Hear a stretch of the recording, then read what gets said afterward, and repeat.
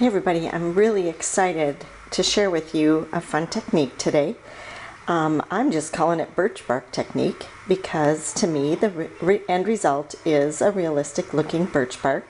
And so I'm going to show you how I achieved this look on this card. And here's another sample that I've done. So what I've done is started out, you can notice that my card base is actually a different color, but I'm starting out with a 4x5 1/4 piece of our craft cardstock that comes, it's a little different than crumb cake. It's got a little different color, but it has a little bit different texture to it, it's got some residual glitter from previous project, but it has a few little flecks in it that you can see, and it just works really nice because it comes 12x12, so I can actually get 6 of these for card fronts out of one sheet by cutting them to 4 inches across and then 5 1/4, and then they get mounted on another color or onto the card. So what I'm going to start out with first is taking my woodland embossing folder. You gotta love that embossing folder. Mine is a little stained right now because I've been using it for this technique, but it does wash up really easily with just a little bit of water run over it. And so the side that I'm going to put my ink on is the side that says Sizzix on the back side.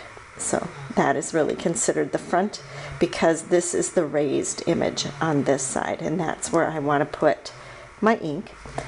I am choosing to use a dauber because I don't have to ink the entire thing.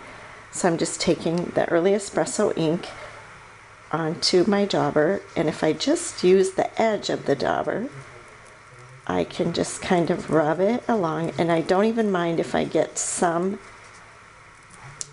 on the places where it's raised up that will be getting like on the card front, and I'll show you that in a second why that doesn't matter. And so I've just kind of gone along and made sure that I got the ink on the raised up lines that are in the birch bark, and you can see I've got a little bit. If you get a little carried away and you want to get some of it off, just take a paper towel and you can rub it off. And you just simply put your card stock over where you put the design. Squeeze it tight because you don't want it to move at this point or you'll end up with a smeared design. And then, just for time's sake, I've done one ahead of time, but you'll notice that I've got even a little bit of the early espresso on the raised parts of my tree. No worries for that. So now what I'm going to do is get rid of my espresso ink pad. Anybody else ever struggle with if I have 2 ink pads open? I'm going to put it in the wrong color, so that's why I just move it along. And I'm going to take the white, and I just want the ink on one edge, and I am just going to rub that along the raised part of the tree. And what I've discovered too is if you get the white where you don't want it, you can actually use your adhesive eraser, rubber adhesive eraser, and it will remove it from the edges where you don't want it. And you can see this actually does kind of cover over the early espresso that's on the tree, and it has a real natural look to it. So I love this technique. I thought it was very, very effective. You've maybe seen some other ways to achieve this. I just really liked it with the craft cardstock. And so here's one that I've finished all the way through. It'll show you a little bit closer up. You can go ahead and use that edge on the smaller branches as well.